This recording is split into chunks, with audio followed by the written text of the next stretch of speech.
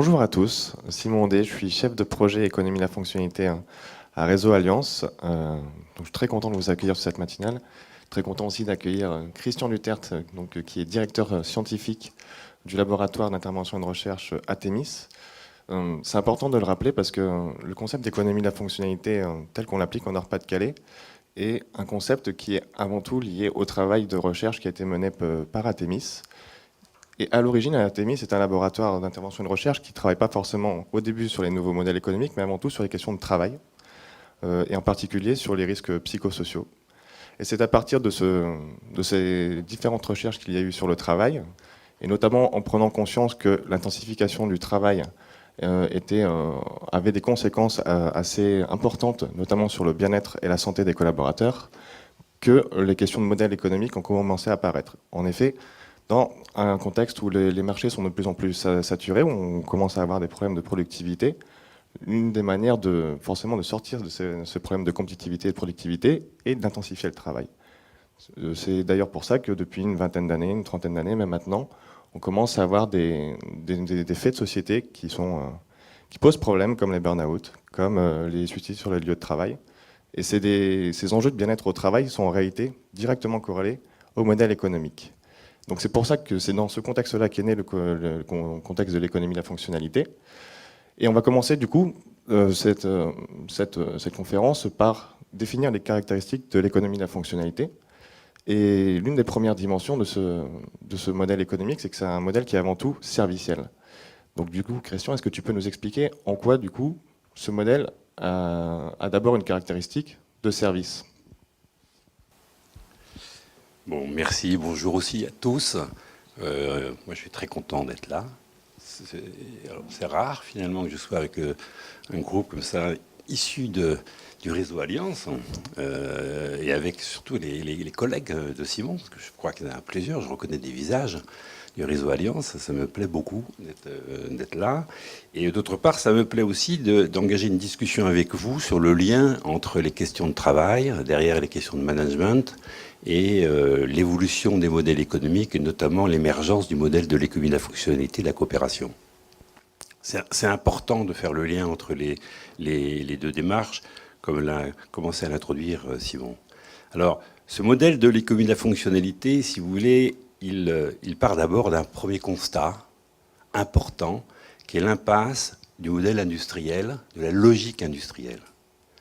Le modèle industriel ou la logique industrielle, c'est une logique qui se développe bien entendu dans l'industrie depuis plus de 200 ans, mais qui s'est développée aussi largement dans l'agriculture. L'agriculture est encore largement soumise à des logiques d'industrialisation. Et ce modèle, il s'est aussi développé dans les services, avec l'idée de l'industrialisation des services. Or, ce modèle pose des tas de problèmes, et notamment en matière de travail, mais il pose des tas de difficultés. Et c'est devant ces difficultés que l'on a cherché à réfléchir avec des entreprises, avec des collectivités territoriales, ce que pourrait être une autre orientation, une autre trajectoire que l'industrialisation. Alors, les impasses de l'industrialisation, si vous voulez, quelles sont-elles ? La première impasse, c'est le fait que, finalement, on se préoccupe de produire des biens, de vendre ces biens agricoles, industriels, ou vendre des services que l'on va se représenter comme des biens, comme des produits. Les services deviennent des quasi-produits, des quasi-biens. Et on essaye de les standardiser, de les stabiliser et de les vendre de plus en plus. La rentabilité de l'entreprise étant fondée sur des logiques de volume, vendre toujours plus de biens, vendre toujours plus de services, sans trop se préoccuper des conditions d'usage de ces biens, des effets utiles des services, sans trop se préoccuper des effets de ces usages dans la société, en matière écologique, avec tous les problèmes environnementaux que l'on voit se dresser aujourd'hui, en matière sociale. Simon a émis ce point très important, qui est le fait que la santé se détériore de manière incroyable dans le travail. C'est incroyable la façon dont... La première dépense de sécurité sociale en France, c'est la consommation de psychotropes. On bouffe du médicament les uns et les autres pour tenir un coup dans le boulot. La première dépense de sécurité sociale provient des angoisses du stress, des difficultés de travail que rencontrent les uns et les autres, souvent d'une manière pas reconnue, insidieuse. Mais les gens mangent des médicaments. Et ça se traduit ensuite, quand ça ne tient pas le coup, par des burn-out. C'est-à-dire tout d'un coup, on est complètement vidé de toute énergie, de tout sens, de tout intérêt pour le travail. On a des tas de maladies qu'on appelle psychosomatiques. C'est-à-dire qu'on a du mal à se représenter l'intérêt du travail et le sens du travail. Et ça se traduit par des troubles, on appelle ça des troubles musculo-squelettiques, des problèmes d'arthrose, des problèmes d'arthrite, des problèmes de tendinite, qui sont liés au fait que le corps n'arrive plus à accepter les difficultés d'ordre plus psychique, plus mental que représente le travail à l'heure actuelle. Et donc, dans ce modèle industriel, à travers les volumes, à travers la standardisation, à travers le fait qu'on ne se préoccupe pas des conditions d'usage des biens et qu'on ne se préoccupe pas des effets utiles des services, des effets pervers majeurs, environnementaux, sociaux. Ça a des effets majeurs également dans la façon dont les gens vivent ensemble. Il y a une crise du vivre ensemble. Il y a des tensions de plus en plus fortes. Il y a de la violence sociale de plus en plus forte, liée au fait que le travail a de plus en plus de mal, dans le travail, les uns et les autres ont de plus en plus de mal à être reconnus. À ce que les conditions dans lesquelles chaque personne qui est singulière, vous, à chaque fois, vous êtes une personnalité tout à fait singulière, la façon dont vous vous engagez les uns et les autres dans le travail, il y a de plus en plus de difficultés à être reconnu. Et lorsqu'on n'est pas reconnu, soit on se révolte contre les autres, soit on se révolte contre soi-même. Alors quand on se révolte contre soi-même, on tombe malade. Et quand on retourne la violence contre soi, et quand on se révolte contre les autres, c'est une violence sociale qui a tendance à se développer. Vous voyez, il y a aussi un problème du vivre ensemble. Bon, je n'ai pas trop le temps pour vous indiquer que derrière, en réalité, nous avons un problème politique. Je ne parle pas politicien, mais sociétal, de l'ordre du politique, c'est-à-dire la façon dont les uns et les autres, en groupes sociaux, nous arrivons à coopérer et à être ensemble.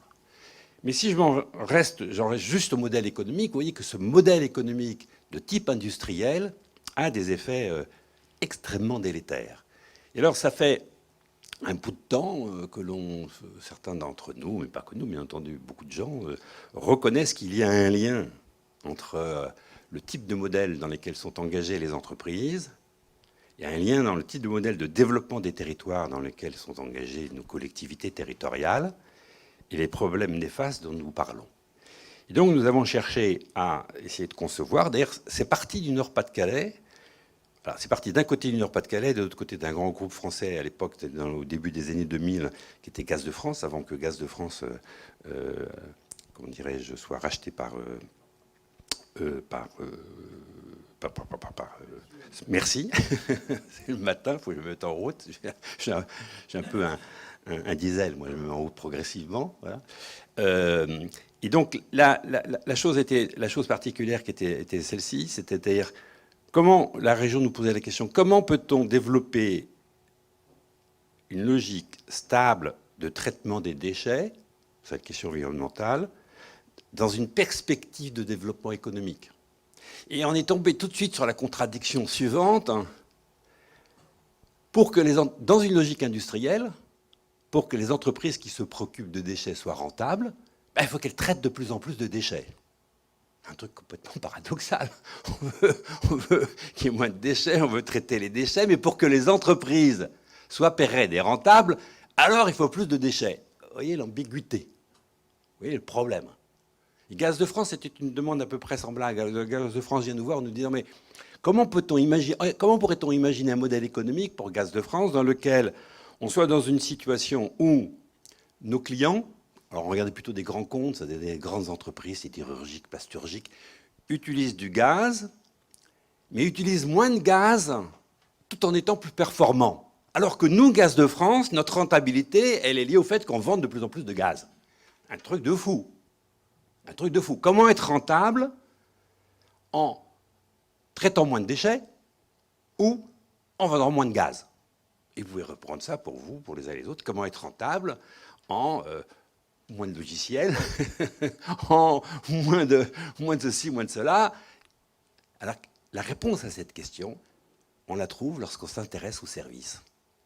C'est-à-dire, si on s'intéresse en quoi ça rend service, en quoi l'alimentaire rend service, en quoi les fruits rendent service, en quoi les logiciels rendent service, en quoi le gaz rend service, alors on peut imaginer une vision un peu différente du modèle économique, de telle manière que l'usage du gaz, l'usage des déchets, l'usage des logiciels soit conçu dans une dynamique qui vise à augmenter le service qu'il rend aux entreprises, ou auprès des ménages, ou auprès des territoires.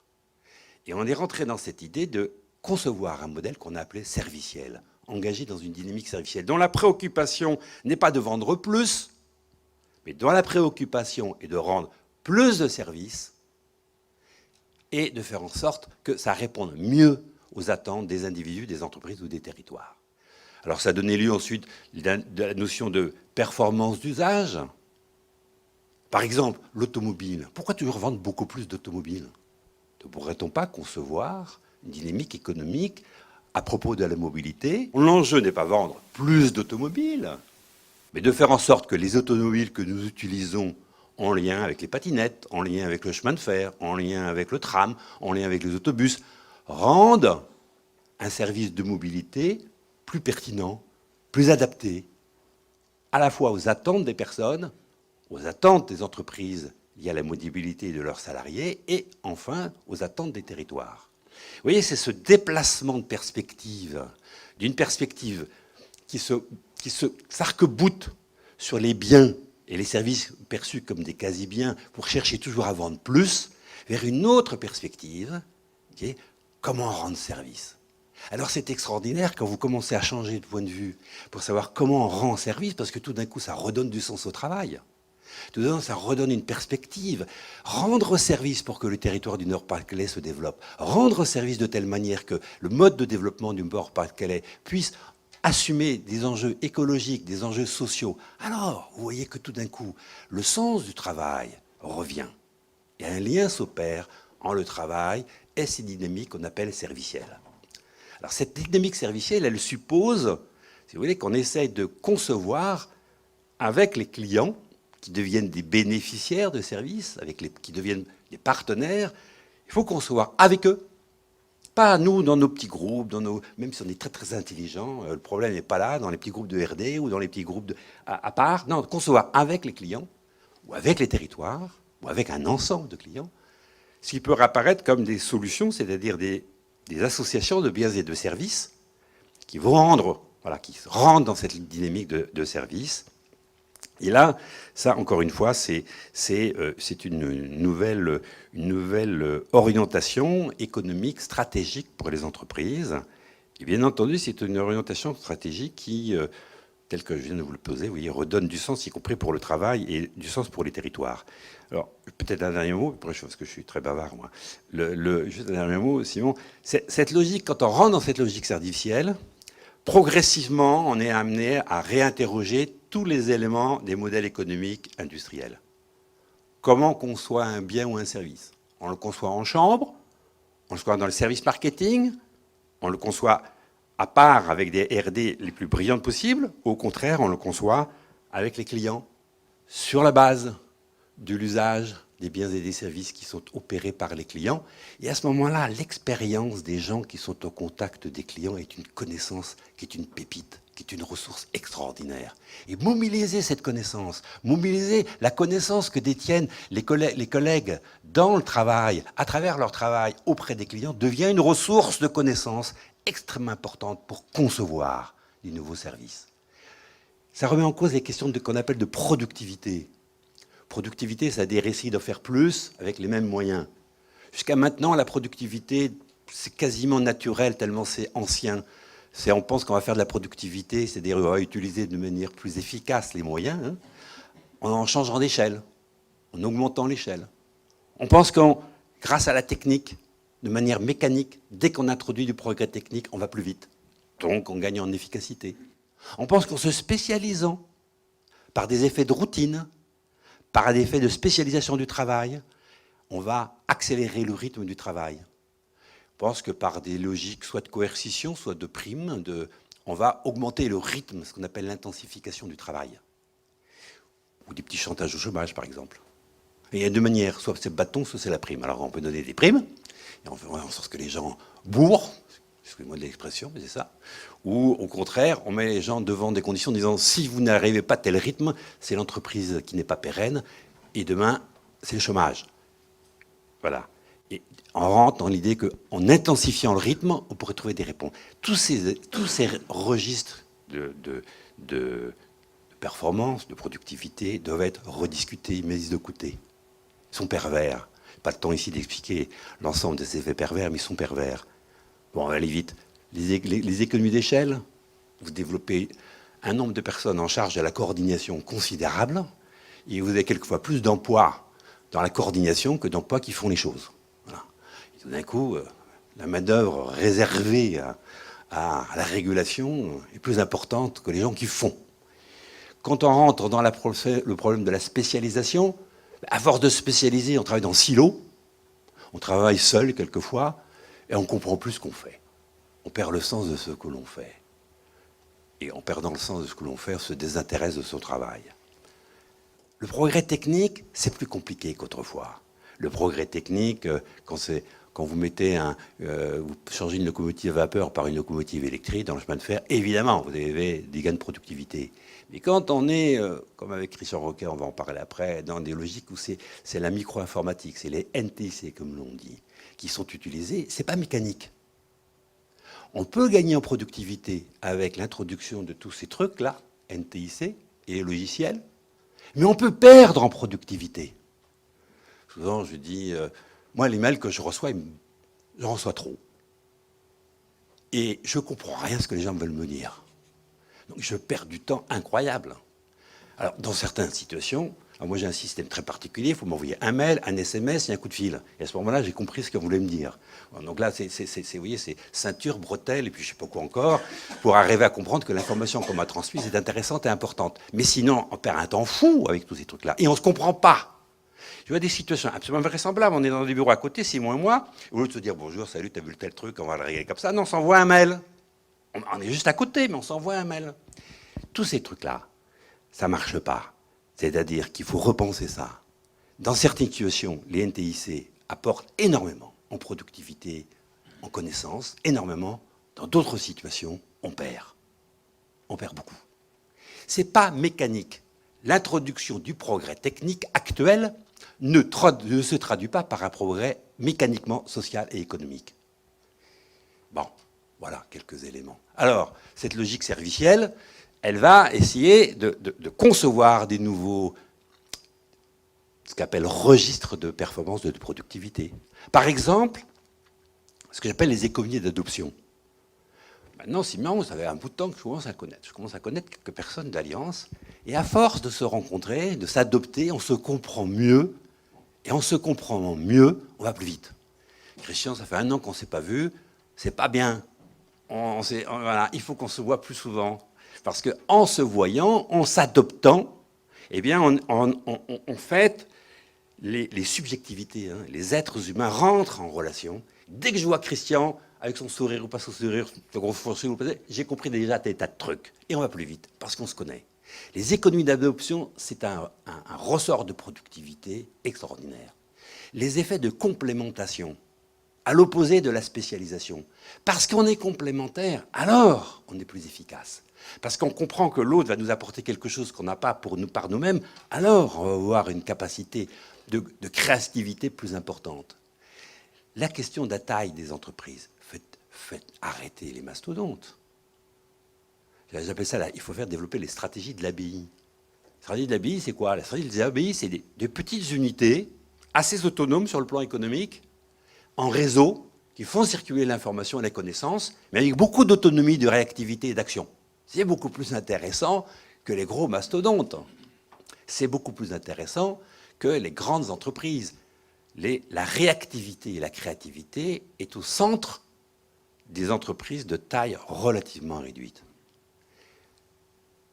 La question de la mécanisation, c'est-à-dire du progrès technique, doit être revisitée, ça doit être discuté en fonction d'une dynamique servicielle ou non, Mais du coup, il faut s'intéresser aux usages des logiciels, des nouvelles technologies d'information, et pas avoir des espèces de réflexes un peu mécaniques, un peu stupides, que parce qu'on utilise du NTIC, alors on est in, on est off, on est je sais pas quoi, et on serait efficace. Pas du tout, ça se discute. Je dis pas ça en disant qu'il faut refuser les nouvelles technologies d'information. Au contraire, c'est extrêmement intéressant, il y a un potentiel extraordinaire. Mais il faut utiliser ça avec discernement. Avec discernement. Voilà quelques éléments sur la logique servicielle. Et l'économie de la fonctionnalité, si vous voulez, c'est un modèle économique qui s'engage dans cette trajectoire. D'où l'idée de coopération, parce que derrière, ça signifie que les gens coopèrent à l'intérieur de l'entreprise, coopèrent entre partenaires, coopèrent avec les bénéficiaires des services, qu'on appelle quelquefois clients ou pas, voilà, usagers ou pas, partenaires ou pas, en tout cas ceux qui bénéficient des services. Et c'est cette dynamique-là que nous souhaitons et que nous pensons d'abord extrêmement intéressante, ensuite efficace, et enfin qui assure la pérennité de l'entreprise dans une dynamique qui a deux cohérences. Une dynamique dans laquelle les gens se retrouvent bien, c'est-à-dire qui donne une perspective aux personnes, donc ça concilie l'engagement individuel et la performance collective de l'entreprise. Et le deuxième aspect, ça concilie le développement de l'entreprise et les grands enjeux du territoire. Merci beaucoup, Christian. Donc, dans ce que tu dis, je retiens déjà qu'il y a une dualité, voire une opposition très forte entre le modèle industriel et le modèle serviciel, un modèle serviciel type économie de la fonctionnalité, que ce dernier, lui, pose beaucoup plus la question de la performance que l'on veut atteindre, notamment à travers l'usage, mais ça ne peut pas être forcément qu'à travers l'usage, ça peut être aussi par rapport à des enjeux de territoire. J'entends aussi que pour atteindre cette performance, on ne produit pas cette performance de la même manière que dans le modèle industriel. Effectivement que les leviers de productivité sont différents. Tu as parlé d'économie d'adoption, de complémentation, des économies d'intégration. Je voudrais revenir sur ce point un petit peu de comment on produit du coup différemment dans un modèle serviciel, et notamment sur les ressources, de nouvelles ressources qui deviennent déterminants pour vraiment produire et atteindre cette performance. Je parlais des ressources qui sont en l'occurrence immatérielles et pas les ressources matérielles. Est-ce que tu peux nous expliquer un petit peu quelles sont ces ressources immatérielles et en quoi elles sont stratégiques pour produire une performance? Alors, ça, c'est un autre point très important qu'introduit Simon, qui est où se situent les ressources stratégiques de l'entreprise. Nous avons derrière nous à peu près 200-250 ans d'histoire qui a considéré que les ressources stratégiques de l'entreprise sont des ressources matérielles, les ressources minières, les ressources technologiques. Ces ressources matérielles, il fallait d'ailleurs être économe dans leur usage. L'idée de l'économie, c'est le mot même d'économie, c'est être le plus économe possible dans l'usage des ressources matérielles. Généralement, elles sont relativement rares. Donc l'accès à la ressource matérielle demande du travail. Et donc, voilà, les mines, il faut aller dans le fond des mines. Vous connaissez ici, dans le bassin minier, il faut aller au fond. Et plus elles sont rares, plus on va au profond, et plus c'est dur. Bon. C'est l'exemple des mines, mais on peut le faire pour n'importe quelle ressource matérielle. Les ressources sont rares, donc ça exige du travail pour y accéder. Et deuxièmement, les ressources matérielles ont ceci de particulier, c'est que plus on les utilise, plus elles s'usent. Vous créez vous utilisez un équipement, une machine-outil, plus vous allez utiliser cette machine-outil, plus elle va s'user. C'est pour ça qu'on parle d'ailleurs d'amortissement, d'obsolescence, à la fois technologique, mais aussi dans l'usage. En d'autres termes, ces ressources immatérielles, voilà, il faut être économe et en avoir un usage le plus efficient possible. Pardon ? Matériel, que j'ai dit immatériel ? Matériel, pardon, excusez-moi, merci de rectifier, matériel. Le monde industriel s'est construit là-dessus. Bien entendu, il y avait d'autres choses. La présence humaine faisait que les compétences des personnes étaient là, ce qu'on appelait les qualifications. Bien entendu, l'économie reposait sur de la confiance. Bien entendu, on essayait d'avoir des formes d'organisation les plus pertinentes possibles. C'est tout le développement du taylorisme, puis du fordisme, qui se préoccupent des questions d'organisation, qui font de la question de l'organisation de préoccupation. On n'a même pas appelé ça à un moment donné l'organisation scientifique du travail. Bon, J'ai même beaucoup aimé cette logique scientifique, mais vous voyez, il y avait même une appellation comme ça. Mais si vous voulez, ces autres ressources-là, liées à la présence humaine, étaient considérées comme marginales. On ne s'en préoccupait pas beaucoup. L'essentiel, c'était avoir un usage le plus efficient possible des ressources matérielles. Et l'essentiel était de compter, mesurer, avoir des gains de productivité vis-à-vis de ces ressources. Depuis la fin des années 80, on constate qu'en réalité, toutes les entreprises, mais aussi toutes les administrations, c'est-à-dire toutes les entreprises, quel que soit leur statut, entreprises privées, associations, organisations parapubliques, toutes les organisations mobilisent de plus en plus d'autres ressources qui, elles, deviennent absolument stratégiques, qui sont ces ressources immatérielles. Alors, ces ressources immatérielles, quelles sont-elles? Bien, par exemple, c'est les compétences. On voit bien qu'il y a une évolution majeure des questions. Les connaissances sont des éléments essentiels à l'heure actuelle dynamique des organisations. Mais pas uniquement les connaissances. Compétences, c'est aussi... vous savez, on peut être incompétent. On dit quelquefois des gens sont incompétents à un endroit, puis vous les déplacez d'endroit, ils deviennent compétents. C'est les mêmes personnes, hein.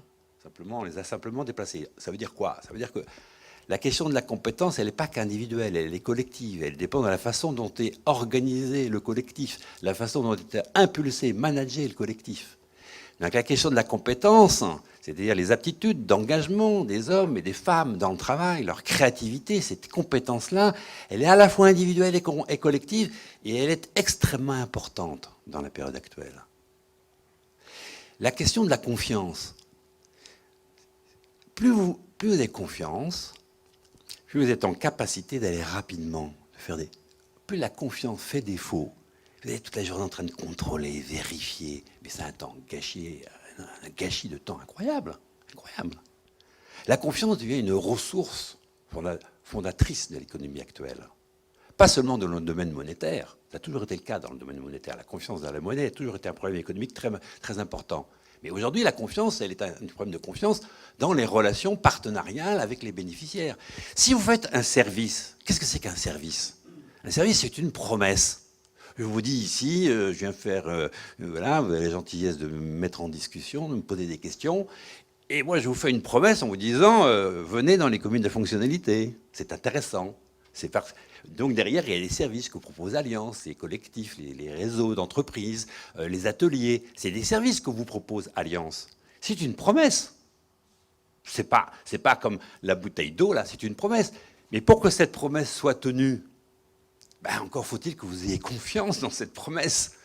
Si vous n'avez pas confiance dans cette promesse, bon, vous êtes trop sympa, monsieur Duterte, vous êtes un baratineur de première classe, allez, on va ailleurs. Hein? La question de la construction de la confiance dans les réseaux Allianz, la confiance dans les entreprises qui sont déjà parties dans ce modèle, la façon dont ils partagent avec vous, la confiance dans des gens comme moi qui essayent d'accompagner le mieux possible les logiques d'entrepreneuriat et les logiques territoriales, la confiance dans ce dispositif, hein, de ce que j'appelle le milieu innovateur fonctionnel, cette confiance est essentielle, à la fois pour les entreprises et pour les gens à l'intérieur de l'entreprise et d'autre part pour les personnes qui vont bénéficier de vos services. Les services posent la question de la confiance parce que les services, c'est la promesse. Or, 80% de l'économie repose sur des services. 80% des emplois sont des emplois de services. Plus de 80% de la valeur ajoutée sont la valeur ajoutée de services. Nous ne sommes plus dans une économie industrielle. Bien entendu, nous avons besoin de biens. Bien entendu, on a besoin de bouteilles, on a besoin de verres, etc. Mais pour faire cette bouteille d'eau, quand vous rentrez dans la constitution de cette bouteille d'eau, mon laboratoire a fait ces études-là, il y a 80% pour faire cette bouteille d'eau. La valeur de cette bouteille d'eau, elle provient du travail de service, de conception, de marketing, de communication, de discussion, de confiance avec les... Je travaille... Là, c'est pas Evian. Bon, j'ai travaillé avec Evian, de confiance avec les agriculteurs du territoire d'Evian. 80%, c'est du travail immatériel pour fabriquer cette bouteille d'eau. Donc vous avez l'impression d'avoir une bouteille d'eau. Et que c'est bien matériel, c'est bien tangible. Là, c'est quoi, 30 cm, je sais pas quoi, d'eau, centilitres, d'eau, etc. Bien. Mais en réalité, c'est 80%, c'est de l'immatériel. Donc vous voyez combien la question de la confiance devient une question essentielle dans ces affaires-là. Le troisième point, c'est la pertinence. La pertinence, c'est lié aussi à la promesse du service. En quoi ce que l'on vous propose est pertinent par rapport à vos attentes? Le panier Léa, on proposait un certain nombre de choses. En quoi c'est pertinent vis-à-vis des entreprises qui vont faire appel au panier Léa? Comment se perd cette pertinence? Et en quoi les paniers Léa sont organisés de manière pertinente pour assumer leurs promesses? Comment vous rendez lisible la pertinence de votre organisation? Comment vos clients comprennent la façon? C'est-à-dire, au lieu d'être opaque, au contraire, accueillir les bénéficiaires, accueillir les clients, pour qu'ils comprennent que le dispositif dans lequel vous êtes engagé est pertinent, ou en tout cas qui recherche d'être le plus pertinent possible, et que vous êtes, de ce point de vue-là, compréhensible. C'est l'inverse de l'entreprise enfermée sur elle-même. C'est l'inverse de la boîte noire invisible de la part des clients. Au contraire, j'ai eu un truc atroce, moi. J'ai téléphoné, là, j'ai changé de... 1 mois que je suis bloqué par mon truc Internet, j'ai voulu passer à la fibre. Quel idiot de vouloir passer à la fibre. J'étais peinard avec un ADSL classique, j'ai voulu passer à la fibre, c'était SFR, tant pis pour eux. 1 mois de blocage, on me téléphone, c'est pas le bon service, c'est l'autre service, tout d'un coup, ah, je vous entends pas, je vous entends moins de moi, je vous entends pas, ça vous raccroche derrière avec les centres d'appel. Tous ces centres d'appel organisés de manière industrielle, qui ne tiennent absolument pas compte de vos attentes, qui sont absolument pas organisés de manière pertinente, qui sont entièrement opaques aux clients, vous savez absolument pas où vous êtes, vous comprenez rien de ce que vous raconte. C'est ça l'entreprise de demain? C'est SFR, l'entreprise de demain? Non. En tout cas, c'est révoltant. Quand vous avez cette expérience, c'est révoltant. On a besoin d'une entreprise qui parle de la pertinence de cette organisation avec les clients, qui en discutent. Et puis, le dernier point, c'est la question de la santé. Je vous ai parlé de la santé plutôt comme une santé qui se détériore dans le modèle industriel, avec les vous voyez, tous ces systèmes qu'on appelle les RPS, les risques psychosociaux, avec les TMS, c'est un peu technique, tous ces trucs-là, avec des cycles, les troubles musculo-squelettiques, les burn-out, encore un terme anglais, encore un anglicisme. Bon, les suicides, ça, tout le monde comprend. Bon, c'est moins drôle. Alors, et tout d'un coup, ça arrive. Et ça arrive pas seulement pour la personne. Quand vous avez un suicide dans une entreprise, ça crée un truc terrible à côté de l'entreprise. Ça crée un terrible dans l'entreprise. Ça, c'est le côté négatif de la santé. Mais la santé, c'est pas que le négatif. La santé, c'est la créativité. La santé, c'est la question d'enthousiasme. C'est la bonne santé, c'est l'intérêt, le plaisir à travailler, le plaisir à se rendre, de servir les autres, le plaisir de la reconnaissance du regard des autres vers soi en disant « Ah ben là, je me sens un peu utile quand même », que ça redonne sens à ma vie. Ça vous donne la santé. Vous êtes comme moi, vous avez vu à des moments, faut téléphoner à quelqu'un, ça vous embête, c'est effrayant, c'est lourd, vous repoutez tout ça dans la petite décision.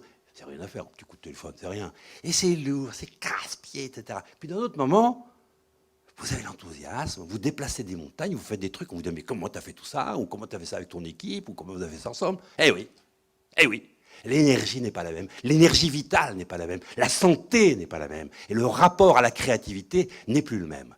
C'est ça, ce sont ça ces ressources immatérielles qui sont essentielles dans la dynamique économique actuelle. Les compétences, la confiance, la pertinence, la santé. Et vous voyez, ce qui est extraordinaire, c'est que ces ressources stratégiques remettent l'homme et la femme au cœur de la dynamique économique. Enfin, nous avons ici la possibilité de réhumaniser l'économie. Enfin, nous avons la possibilité de faire que l'économie n'est pas l'objet des financiers uniquement, mais bien l'objet des uns et des autres, et la possibilité de développer, y compris chaque personne. Parce que ces ressources stratégiques sont des ressources qui nous parlent. Parce que ce sont des ressources stratégiques dans lesquelles les uns et les autres, vous le sentez comme moi, on le vit. Et lorsque l'on vit la dynamique économique, il y a des possibilités de développement extraordinaires. Passer la stratégie de l'entreprise d'un regard essentiel sur les ressources matérielles vers des ressources immatérielles est une métamorphose merveilleuse. Merci Christian. Pour que cette métamorphose elle ait lieu, il y a quand même une condition sine qua non, tu en as un petit peu parlé tout à l'heure, c'est qu'on puisse mieux coopérer, davantage coopérer. On utilise beaucoup ce terme, on ne sait pas forcément ce qu'il y a derrière et ce que ça veut vraiment dire. Et je pense que d'ailleurs ça va nous permettre aussi de rentrer plus sur les questions de travail, notamment du travail du manager. Est-ce que d'abord tu peux nous définir qu'est-ce que la coopération en interne, peut-être, en externe? Et qu'est-ce que ça change dans la façon de concevoir le travail? La logique industrielle nous a habitués à développer des organisations très spécialisées. Quand on pousse cette logique à l'extrême, en réalité, les gens travaillent dans des silos.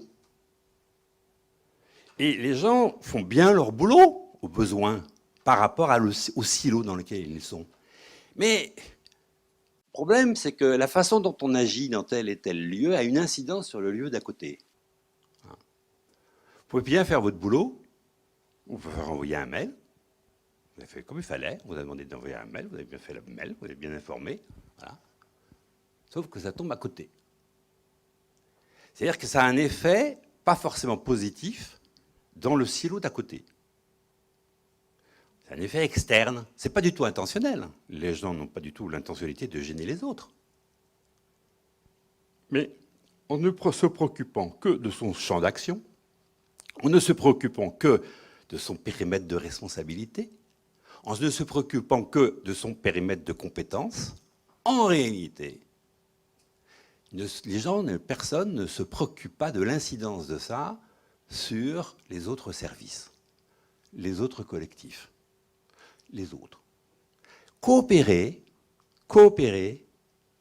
c'est prendre acte, c'est prendre en charge, faire attention aux enjeux des autres dans les choix que l'on opère sur son propre travail.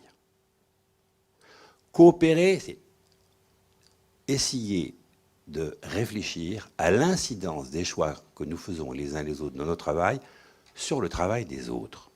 C'est intégrer les autres dans son choix.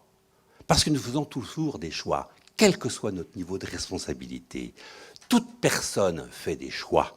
Il n'y a pas toujours un seul choix, ce n'est pas exact. Il y a toujours une multitude de choix possibles. Pas forcément une multitude, je peux exagérer, mais il y a plusieurs choix possibles. Dans ces choix, dans ces décisions qui sont prises, est-ce que l'on tient compte de l'autre? Est-ce que l'on imagine le travail de l'autre? Est-ce que le choix est fait de telle manière qu'on facilite le travail de l'autre? Ça change tout quand vous faites ça. Ça change tout. Lorsque l'on tient compte des contraintes de l'autre dans les choix que nous faisons dans notre propre travail, alors nous engageons une dynamique de coopération, et cette dynamique de coopération, ensuite, elle est réciproque. C'est-à-dire que quand vous faites attention à l'autre, l'autre va faire attention à vous. Il va vous simplifier votre travail, au lieu de vous complexifier.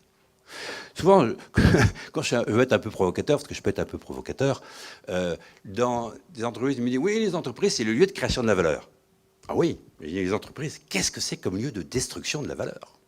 Qu'est-ce que l'on détruit comme valeur dans l'entreprise? Parce que quand on est organisé de manière taylorienne et fordienne, qu'est-ce que l'on détruit comme valeur? On détruit la valeur du service d'à côté.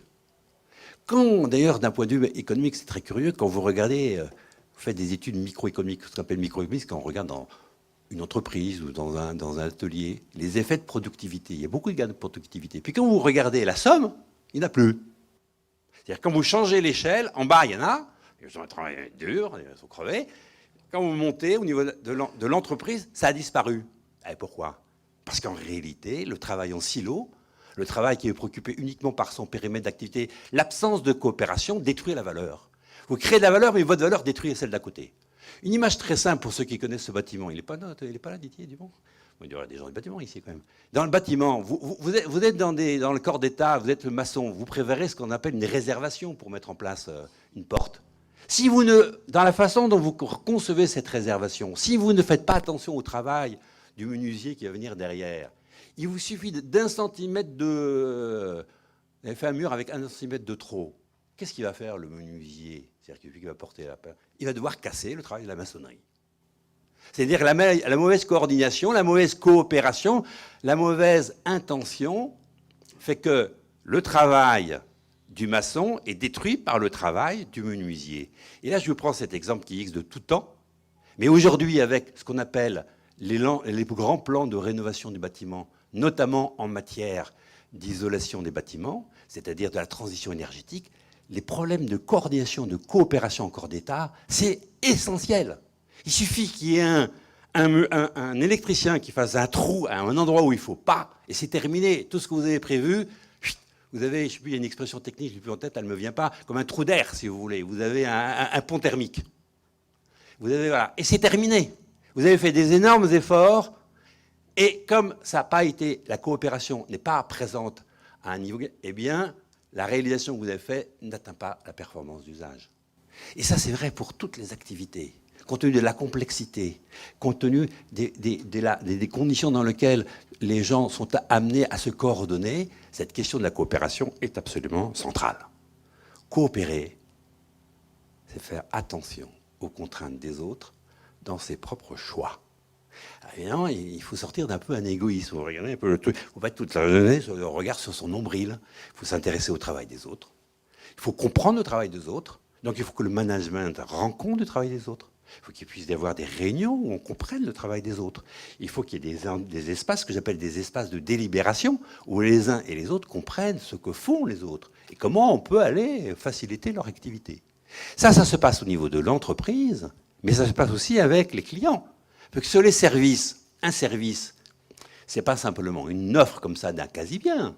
Un service, c'est une situation où la qualité du service est dépendante aussi de l'engagement du bénéficiaire dans le service. On sait très bien que les conditions dans lesquelles ceux qui bénéficient du service coopèrent ou pas a une incidence sur la qualité du service et sa performance. En d'autres termes, ici, c'est la question de ce que j'appelle la coopération transverse, c'est-à-dire c'est la capacité de coopérer, cette fois-ci, pas simplement à l'intérieur de l'entreprise, mais entre l'entreprise et ses bénéficiaires et ses clients. Voilà l'enjeu fondamental de la question de la coopération. La coopération, dans la phase actuelle, c'est absolument stratégique. Bien entendu, ça va conduire à revisiter les modes d'organisation et les modes de management. Merci Christian. On a du coup fait un bel état de l'art un petit peu de l'économie de la fonctionnalité et de ses caractéristiques. On a commencé par définir un petit peu ce qu'elle visait, beaucoup plus performance, dans une logique de performance. On s'est concentré sur la manière dont on produisait cette performance. Donc on a parlé de déterminants de productivité, on a parlé de ressources immatérielles, on a parlé de coopération à la fin qui permet de mailler un petit peu l'ensemble des éléments qu'on a évoqués. Je voudrais maintenant qu'on rentre un petit peu plus, même si on l'a déjà beaucoup fait, sur la notion du travail.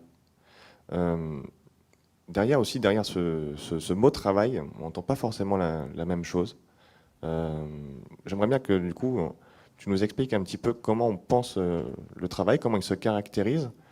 Et pour terminer, parce qu'on a passé aussi un temps de questions-réponses avec la salle, c'est comment on évalue ce travail également, maintenant dans une logique qui est beaucoup plus servicielle, dans une logique qui est beaucoup plus immatérielle, où effectivement, voilà, tout le travail qui a été nécessaire pour produire cette bouteille d'eau, au final, pour l'instant, dans un modèle classique, la performance de ce travail se mesurait à travers les caractéristiques de cette bouteille d'eau, mais en réalité, c'est pas vraiment là que se jouent les enjeux d'évaluation du travail.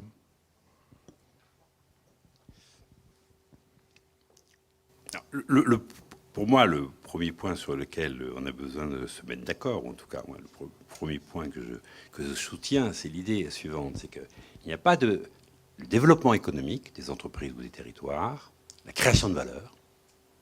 J'entends par valeur pas forcément de la valeur monétaire, la valeur au sens des biens qui sont utiles, hein, ça nous permet de boire, ça peut être quelquefois du don contre don, ça peut être quelquefois... pas forcément toujours monétaire, mais c'est des choses qui sont utiles. La création de choses utiles, de biens utiles ou de services utiles, cette création provient toujours du travail. L'économie, la production de biens et de services repose sur le travail. C'est un point fondamental. Et le travail, c'est une expérience très singulière parce que c'est une expérience que nous connaissons tous, même ceux qui sont au chômage. En réalité, travail, il faudrait que je vous explique un peu pourquoi, mais bon, on va aller vite. C'est une expérience que nous connaissons tous. C'est une activité, le travail, ce n'est pas l'emploi. Le travail, c'est une capacité à créer des biens et des services, en lien plus ou moins étroit avec les autres. Alors, ce travail, il exige toujours un engagement. Le travail suppose toujours un rapport au réel, il y a un engagement de la personne, qui est à la fois un engagement physique, mais aussi un engagement psychique, subjectif, plus mental, si vous voulez. Et cet engagement, il déborde toujours ce qu'il était prévu de faire. Si on fait exactement ce qu'on a prévu de faire, c'est ce qu'on a prévu de faire, c'est le prescrit. Ou ce que l'on nous demande de faire, le prescrit. Si on se tient au prescrit, strictement au prescrit, ça casse. Ça ne marche pas. Parce que le prescrit, la réalité est toujours beaucoup plus complexe qu'on a pu imaginer. Toujours plus complexe. Et surtout dans une société très interdépendante comme la nôtre, avec des nouvelles technologies où l'information circule très rapidement, où à un moment donné, les problèmes de coordination temporelle sont très très importants parce que nous sommes tous dans des activités de service. Cette société de plus en plus complexe, si vous voulez, la question de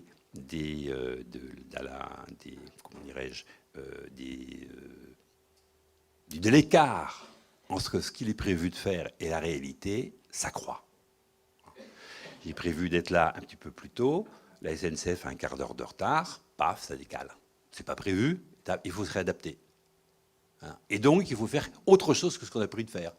Comme Simon est un type adorable, qui a vu qu'il pleuvait, que j'aime pas trop la pluie, que j'aime pas de parapluie, il a anticipé, c'est ce qu'on appelle la coopération. Il est venu me chercher pour aller plus vite de la station à ici. C'est de la coopération. Voilà. Et il s'est préoccupé de « Ah, il y a un retard, on va donner un coup de main à Christian pour qu'il aille plus vite ici. » Et à ce moment-là, on va être mieux pour pouvoir démarrer le truc. C'est des toutes petites choses, ça. Ce sont des toutes petites choses, insignifiantes quand on est comme ça. Mais en réalité, ce n'était pas prévu. Et vous voyez qu'ici, le travail déborde le prescrit. Et donc, il demande un engagement des personnes. Cet engagement, il est à la base de la création de biens et de services. Heureusement que les êtres humains leur activité repose sur cet engagement. Heureusement que les êtres humains s'engagent. Si jamais on fait la grève du zèle, c'est-à-dire on ne fait pas de zèle, c'est-à-dire on fait exactement ce qu'on nous demande de faire, tout bloque. Beaucoup d'études ont montré, d'ergonomes ou d'économistes, un peu comme dans mon genre, que les grands accidents sont liés au fait qu'on a trop scrupuleusement respecté les règles de sécurité. Très souvent, par exemple, AZF, la grande explosion de l'entreprise AZF à Toulouse il y a maintenant quelques années, est liée au fait que les sous-traitants, en cascade, pour bien faire, ont respecté trop scrupuleusement la ligne de conduite qui était marquée. Et ils ne se sont pas rendus compte qu'à un moment donné, là, il y avait un signe qu'il fallait faire, pas tout à fait ce qui était dit de faire. Et ça a pété. C'est-à-dire que le fait que les choses marchent, c'est parce que les gens débordent. Il y a une expression extraordinaire qui vient du monde ouvrier, qui vient de cette région, qui vient du textile, qui est la tricherie. La tricherie, c'est pas du tout tricher aux cartes. La tricherie, c'est une expression ouvrière qui vient du 19e siècle, dans laquelle les couturières du Nord, Pas-de-Calais, ne respectaient pas exactement le patron dans la façon dont on coud les robes. Le patron, c'est pas le monsieur, le patron, c'est le morceau de papier ou de carton qui est à la base à partir duquel on conçoit et ensuite on réalise la robe. Et en voyant que telle personne, elle a l'épaule un tout petit peu plus élevée, celle-là, si jamais je fais exactement comme le patron, c'est-à-dire comme le prescrit, ça va pas être joli. Eh bien, je vais pas faire comme il est indiqué. Je vais faire différemment pour que la robe tombe bien. C'est une expression ouvrière très populaire qui a un peu disparu, mais que j'adore, la tricherie. Parce que c'est tellement réel. Tricher, encore une fois, c'est pas aucun sens moral. Tricher, c'est faire autrement que ce qui était prévu de faire pour bien faire. Pas dans l'intention de saboter le truc, pour bien faire. On est tous confrontés à ça. Et à part il y a toujours des pervers qui s'amusent à ce que les trains cassent, ou que les trucs se cognent, ou qu'il y ait des accidents. Bon, il y a des pervers, mais quand même la majorité de la population, elle n'est pas dans cette logique-là. On est engagé pour bien faire. Le problème, c'est qu'il faut reconnaître. Il faut reconnaître la façon dont les gens cherchent à bien faire, parce que quelquefois on cherche à bien faire, mais on ne fait pas bien non plus. On se gourre, on se trompe, on cherche à faire, on sait qu'on ne peut pas faire exactement comme il était prévu, il faut faire un peu autrement, puis la réponse qu'on a trouvée, elle n'est pas forcément formidable non plus. Quelquefois, on se plante, comme on dit couramment dans notre jargon les uns les autres. Voilà. Mais l'intention, ce n'était pas de planter le système, l'intention, c'était de bien faire, justement, de faire en sorte que ça fonctionne. Ça ne veut pas dire qu'à chaque fois, on réussisse. Mais cet engagement est essentiel. Et donc la question de la reconnaissance de cet engagement, la reconnaissance de cette façon dont les gens travaillent, est un point fondateur de la coopération et un point fondateur de la créativité. Si vous ne reconnaissez pas le travail des gens qui travaillent avec vous, si vous ne reconnaissez pas leur écart par rapport au prescrit, l'intention qui était la leur, si vous ne créez pas des espaces où on puisse discuter de ça, des retours d'expérience, des lieux de délibération, des lieux de formation actifs qui proviennent de l'expérience, si vous ne créez pas cette logique d'incitation où ce retour d'expérience est présent, alors les gens sont déçus. Alors les gens souffrent. Et quand ils souffrent de ça, ils se rétractent, ils se défendent. On appelle ça la résistance au changement. Mais ils ont bien raison de résister au changement. Il va de leur santé mentale. Ils ont raison. En tout cas, ils ont des raisons. Et c'est important de comprendre ces raisons si on veut engager une autre dynamique. Parce qu'ils veulent bien faire dans des formes autres, mais comme ce n'est pas discuté, ils se rétractent. La question de la reconnaissance du travail réel, des conditions organisationnelles à partir desquelles on permet cette reconnaissance, est un élément central de la dynamique économique de l'économie de la fonctionnalité et de la coopération. Merci Christian. Bon, vous avez encore prévu de dire pas mal de choses, mais on va garder plutôt du temps pour les questions-réponses avec la salle, pour une petite demi-heure. Est-ce que du coup, qui veut se lancer? Monsieur Roquier.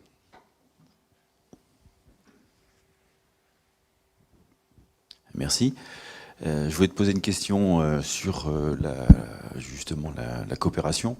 Tu as, dans la troisième question qui a été posée par Simon, plutôt orienté la coopération à l'intérieur de l'entreprise et avec ses partenaires clients potentiels.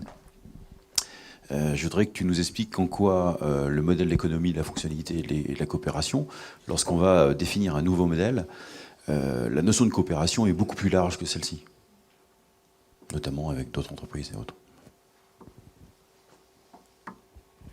On prend plusieurs remarques. Parce que c'est un, mais faire. Il y a d'autres questions.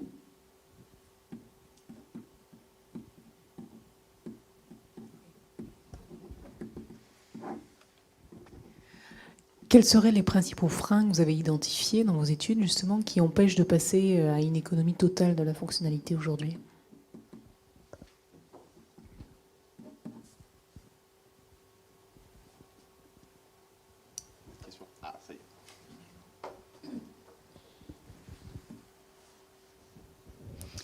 Quand on est dans une entreprise où les personnes qui y travaillent sont totalement désengagées, comment on recrée cet esprit de collaboration ?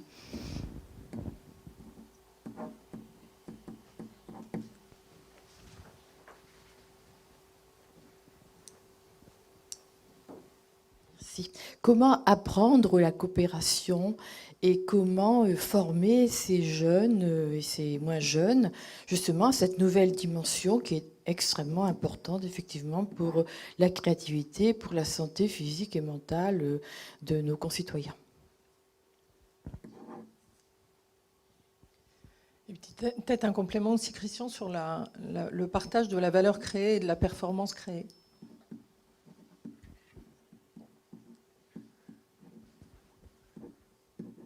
Il y a de quoi faire, je pense, Christian. Oui. Il y a beaucoup de questions importantes. Alors, ce que je vous propose, c'est que je les traiter pas forcément dans l'ordre dans lequel les questions se sont présentées. Alors, je vais commencer par la situation qui est bloquée par la vôtre. C'est-à-dire les personnes sont désengagées, on a l'impression qu'il n'y a pas de coopération. Alors, en tout cas, ce qui apparaît, c'est des gens qui sont sur une posture défensive et qui sont donc peu engagés dans cette créativité. Alors, il y a deux points, de mon point de vue, là, quand on est confronté à ces situations, qui sont nombreuses en réalité. Ça arrive très souvent, ça. Le premier point, c'est que c'est pas qu'il n'y a pas de coopération. Il y en a toujours. Voilà. Simplement, elle est peu développée. Mais il y en a toujours, parce qu'aucun système technique, aucune entreprise ne peut fonctionner sans un minimum de coopération. Voilà. C'est un point de départ. Il n'existe pas d'organisation sans coopération. Ça ne peut pas marcher. Alors c'est très important parce que ça donne de l'espoir. Même si c'est faible, ça existe. Voilà. Donc c'est pas quelque chose, alors je vais revenir sur apprendre, c'est pas quelque chose qui va faire venir de l'extérieur. En fait, c'est quelque chose qui existe déjà, simplement c'est atrophié, c'est pas reconnu, c'est marginal, c'est pas suffisamment engagé de telle manière que les personnes le vivent positivement. Et donc, ce qui s'exprime quand les gens parlent, c'est plutôt des personnes désabusées, désengagées, etc. Et si vous faites un groupe, la première chose, on va en parler, le groupe de pairs, la première chose qui va arriver, ce sont des plaintes. Marche pas, machin, Trucmuche, il n'est pas gentil avec moi, ou Trucmuche, il ne fait pas son boulot, il n'est pas compétent. Tous les jugements de valeur sur les uns et les autres vont défiler. Tout le monde va en prendre pour son grade. Et ça, c'est le point de départ. Mais ce qui est très important, c'est de dire l'entreprise ne peut pas fonctionner s'il n'y a pas un minimum de coopération. Donc toute la question, c'est d'arriver à rendre lisible, visible, et faire révéler cette coopération pour montrer, même si c'est minime, combien c'est intéressant, et à partir de ça, rentrer dans une logique de développement. Donc le premier problème, c'est comment révéler la coopération. Parce qu'elle existe. Donc comment révéler la coopération? Alors, bon, j'ai essayé d'aller à vite, parce que bien sûr, il y a beaucoup de choses à dire.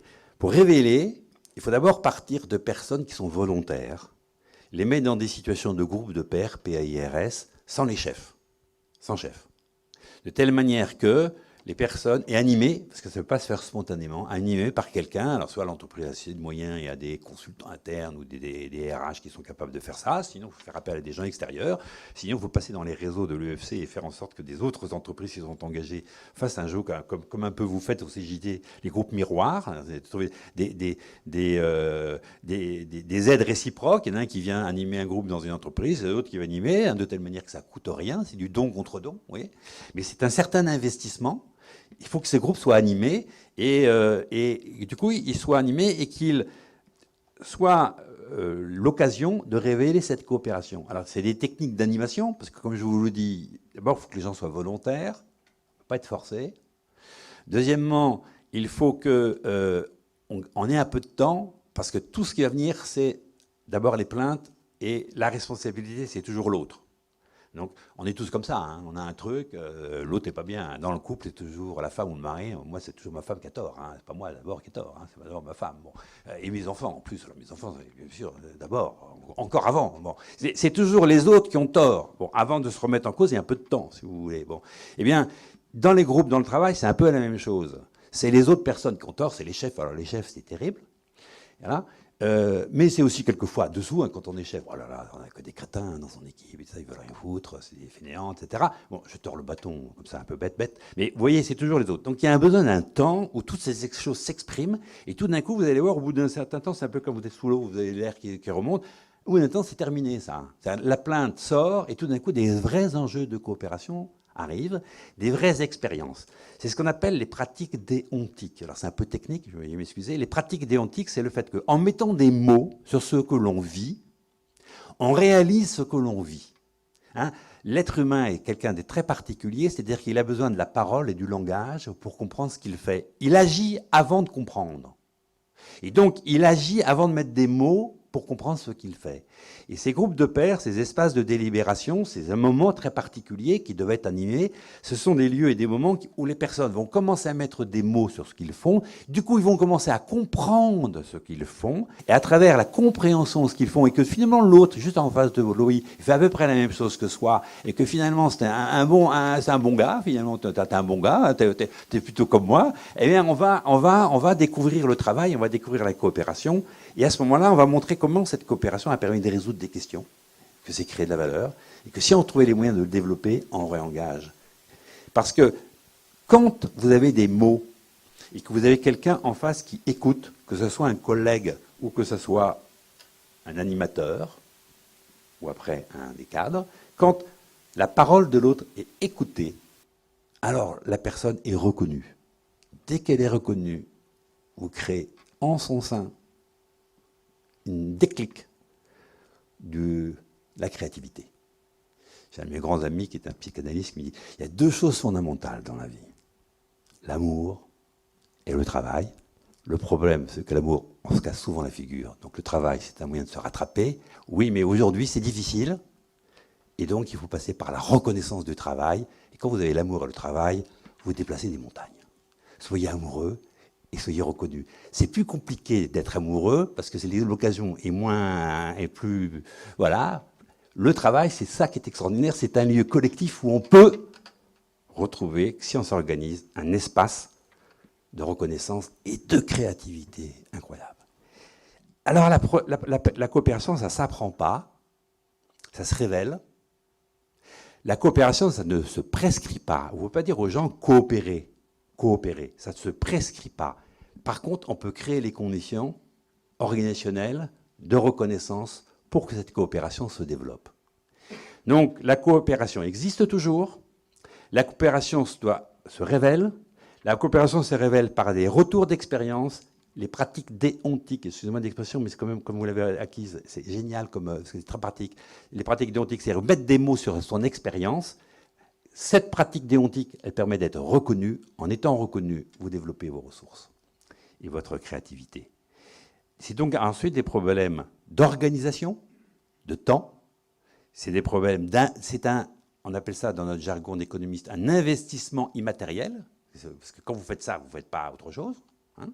C'est un investissement immatériel, un peu comme ici, c'est un investissement immatériel. Quand vous faites ça, vous n'êtes pas en train de concevoir des logiciels ou de chercher des clients. Vous êtes là à coopérer. Hein. C'est un investissement immatériel. Ça peut être payant, mais ça peut être du don contre don. Ça dépend comment on s'organise. La question de la coopération, tu as tout à fait raison, Christian. J'en parle souvent de l'intérieur de l'entreprise parce que c'est ce qui vient... Et puis c'est les premières expériences qu'on a les uns et les autres, mais bien entendu, cette coopération, elle va être à l'intérieur entre services, à l'intérieur d'un même service, entre services. La coopération qui s'appelle verticale, c'est-à-dire avec le monde managérial, avec la hiérarchie, lorsque ça se passe bien. Et puis la coopération, c'est pas simplement à l'intérieur de l'entreprise, c'est avec les partenaires. Alors, l'économie de la fonctionnalité, elle invite... Comme les solutions, les intuitions que vous avez les uns les autres, des entreprises qui s'engagent dans l'économie de la fonctionnalité, ça passe par des partenariats. Vous voyez, on fait ce qu'on appelle dans notre jargon un saut systémique. On a un niveau d'activité et l'économie de la fonctionnalité, elle invite à élargir le périmètre de l'activité, élargir la façon dont on concevait son activité. Et cet élargissement, cette ouverture, ce saut systémique dans l'activité passe la plupart du temps par des coopérations avec d'autres entreprises. On n'arrive pas à le faire seul.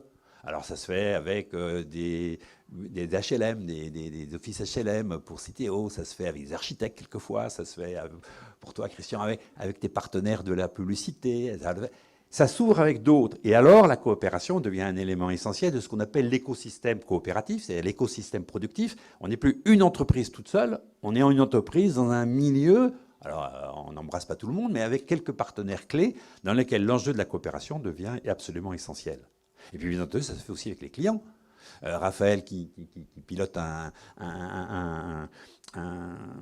commerce, on pourrait dire comme ça, bio, le rapport qu'ont les clients au commerce est un élément essentiel de la dynamique de sa nouvelle trajectoire de développement économique. Et donc la qualité de la coopération avec les habitants, avec les citoyens du coin sur la façon dont ils envisagent l'abord, l'approche de l'alimentation bio, les conditions dans lesquelles ça renouvelle les repas, la façon dont ça renouvelle les enjeux culturels autour des repas, la façon dont on peut collectiviser dans un quartier. L'ensemble de ces éléments devient des formes de coopération qui ne sont pas seulement internes, mais des coopérations avec les habitants, avec les citoyens ailleurs. Donc la coopération, tu as tout à fait raison, Christian. Dans les communes à fonctionnalité, la coopération interne est absolument fondamentale, mais elle est insuffisante. Elle passe aussi par des formes de coopération à l'extérieur et d'autre part avec les clients, je prends cette expression, les bénéficiaires des services. Mais en même temps, s'il n'y a pas de coopération interne, c'est comme si vous cherchiez à faire quelque chose sur un mouvement mort, quoi. Le cœur de l'affaire, c'est quand même la dynamique interne. Et le troisième point sur lequel je voulais insister, alors c'est le fait que cette coopération, bien entendu, elle va passer par des dispositifs d'évaluation. Parce que finalement, la performance, alors c'est ce que disait... Bon, c'est la dernière question qui est... Oui, je ne vois pas Caroline. Oui, je vois pas. C'est ça, voilà. Caroline posait cette question, hein, donc qui dirige Citeo, c'est comment cette valeur créée et partagée, cette performance, puisque finalement cette performance obtenue dans la qualité de la réponse, elle n'est pas dépendante uniquement de l'entreprise. Elle est dépendante aussi de la contribution des bénéficiaires, des clients. Et elle est aussi dépendante de la coopération avec les partenaires. Donc tout d'un coup, on a quelque chose d'un peu plus compliqué qu'avant, parce que la performance n'est pas la performance de l'entreprise. C'est la performance de la coopération avec les partenaires et avec les bénéficiaires. Et donc se pose ici la question du partage. Et donc d'avoir des critères dans lesquels la valeur peut être partagée sous forme de dons, sous forme monétaire, bien entendu aussi, donc sous forme contractuelle aussi. Et là, on rentre dans des logiques un peu plus techniques, un peu plus compliquées, que je ne peux pas exposer en 2 secondes ici, mais qui est tous les problèmes des formes de contractualisation entre partenaires et entre les partenaires et les bénéficiaires, de telle manière que chacun soit intéressé à faire progresser la performance avec des logiques de partage ensuite que l'on va considérer comme légitimes et pertinentes au regard de l'activité sur laquelle l'entreprise ou l'écosystème s'est engagé. Et ça demande alors des dispositifs d'évaluation que l'on va considérer comme légitimes. Et l'évaluation ne pourra pas être uniquement une évaluation reposant sur des mesures, sur des indicateurs quantitatifs. L'évaluation va devoir reposer sur des appréciations qui sont plus compliquées à mettre en place parce que l'immatériel ne se mesure pas, l'immatériel ne se dénombre pas, et donc il va falloir trouver des dispositifs qui la révèlent, cet immatériel, et à travers cette révélation, consolident les accords, ou au contraire les remettre en cause. Parce que toutes les ressources immatérielles sont formidables, mais quelquefois vous avez la détérioration de ces ressources. Vous avez des pertes de compétences, vous avez des pertes de confiance, vous avez des pertes de pertinence. Là, je vous ai posé les choses de manière positive, mais il y a malheureusement des situations aussi négatives. Et donc, quand la confiance n'est plus au rendez-vous, vous voyez, ça va remettre en cause le système de partenariat. Voilà. Alors, enfin, les freins. Je voulais terminer sur les freins parce que, bien entendu, j'insiste d'abord sur le côté enthousiasmant de cette dynamique, mais bien entendu, il y a des freins. Alors, les freins, malheureusement, là, ils sont tellement nombreux que je ne vais pas vous les prendre tous. Je dirais, le premier frein, c'est un frein qui provient des dirigeants, c'est-à-dire oser sortir du cadre. C'est pour ça que les groupes d'accompagnement collectif, les ateliers animés par le Club Noé sont des groupes très importants parce qu'entre dirigeants, vous faire des échanges d'expériences et du coup, vous pouvez avoir confiance. Du coup, vous pouvez avoir confiance dans votre engagement et vous avez un lieu pour pouvoir discuter des difficultés que vous rencontrez comme dirigeant, comme cadre. C'est pas facile. Parce qu'on est souvent isolé quand on dirige une entreprise. On se sent seul. Ou les quelques cadres qui dirigent se sentent souvent seuls. Sortir du cadre, c'est retrouver un autre cadre qui nous redonne confiance. C'est la première difficulté. C'est pour ça d'ailleurs qu'on commence par ces collectifs d'entreprises, ces réseaux d'entreprises. C'est pour ça qu'on a créé le Club Noé. C'est pour créer cet espace de discussion, de réflexion. C'est aussi pour ça qu'on on accompagne des gens comme moi qui sont donc d'origine chercheurs, mais qui sont en même temps pas que des chercheurs, qui sont des personnes qui ont une action dans ce mouvement-là. On cherche à épauler, renforcer de telle manière que les dirigeants osent sortir du cadre précédent. C'est une révolution copernicienne. C'est une révolution copernicienne. Et s'il n'y a pas la révolution copernicienne parmi les dirigeants, c'est plus compliqué dessous. C'est pas impossible. C'est pas impossible, mais c'est plus compliqué. Dans les PME, c'est impossible. Dans les grands groupes, c'est pas impossible. Bon. Ça, c'est la première difficulté, c'est les conditions dans lesquelles on accepte de sortir du cadre, de réfléchir différemment. Ça met un certain temps. Les collègues qui sont dans les tables rondes, vous pouvez les interroger là-dessus. Ça met un certain temps. Mais quand ça s'enclenche, ensuite, les possibles s'ouvrent d'une manière extraordinaire. Les possibles s'ouvrent, ça ne veut pas dire qu'on arrive à le rendre opérationnel. Après, la deuxième difficulté, c'est le caractère opérationnel. Et toute la difficulté, c'est ici d'avoir des visions, c'est de penser autrement, mais accepter d'agir modestement. Vous voyez, la difficulté, elle est là. C'est-à-dire qu'il faut penser autrement, on a besoin de repères différents, on a besoin d'un autre référentiel. Mais ça, c'est une très grande ambition. Il faut accepter que nous sommes tout petits et que nous allons agir progressivement de manière modeste, mais surtout de manière opérationnelle, renvoyée au réel. Et c'est la deuxième difficulté, elle tient là, c'est la question de la projection, tout en tenant l'opérationnel et le réel.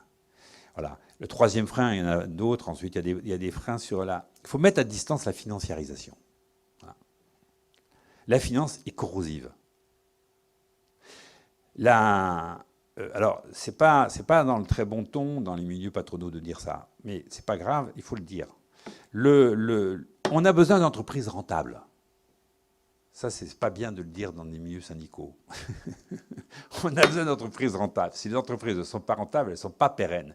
Si elles ne dégagent pas une marge à partir de laquelle on peut investir, il n'y a pas de pérennité de l'entreprise. On a besoin d'une entreprise rentable. Mais il faut une rentabilité raisonnable. Le critère de l'entreprise n'est pas faite pour faire de l'argent. Ça, c'est une aberration qui s'est développée depuis une vingtaine, trentaine d'années, absolument absurde. L'entreprise, elle n'est pas faite pour ça. Quand vous déposez d'ailleurs le statut d'entreprise, on vous demande votre statut au sens de votre projet entrepreneurial. Vous êtes là pour fabriquer des voitures. Vous êtes là pour faire des logiciels. Il y a un objet, ce qu'on appelle l'objet social de l'entreprise. Pour assumer cet objet social, l'entreprise doit être rentable. Mais la rentabilité n'est pas le premier critère.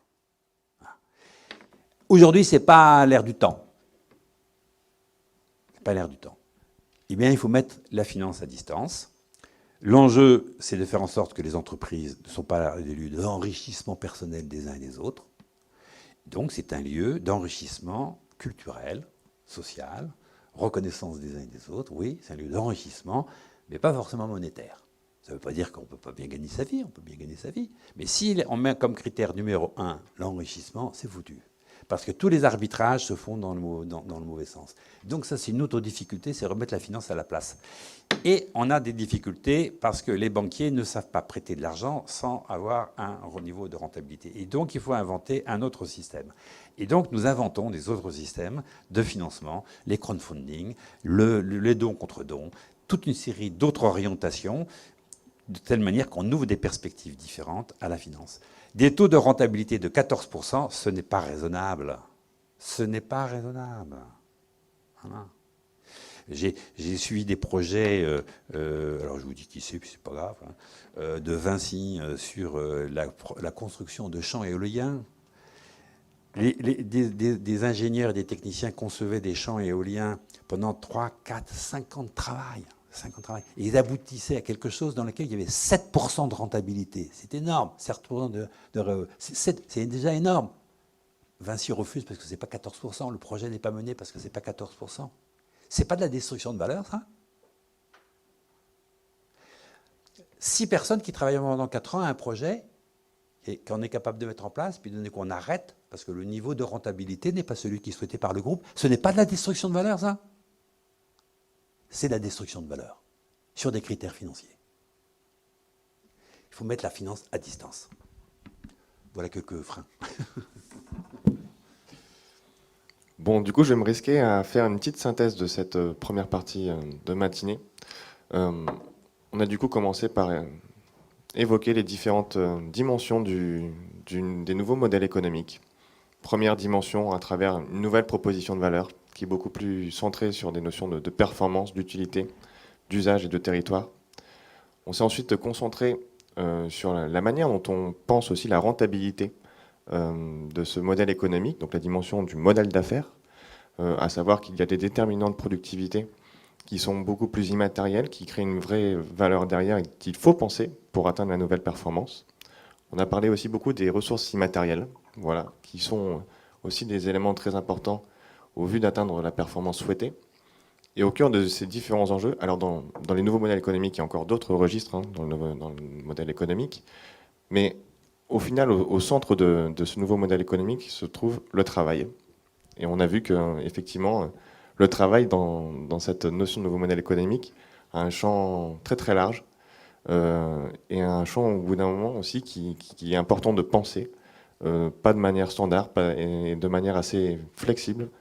Voilà un petit peu pour ce matin. Et en se concentrant sur ces dimensions de travail, on s'est également rendu compte qu'au final, on va pouvoir aller beaucoup plus loin dans les notions de coopération et qu'on a trouvé peut-être une manière à ce que le travail devienne facteur d'émancipation.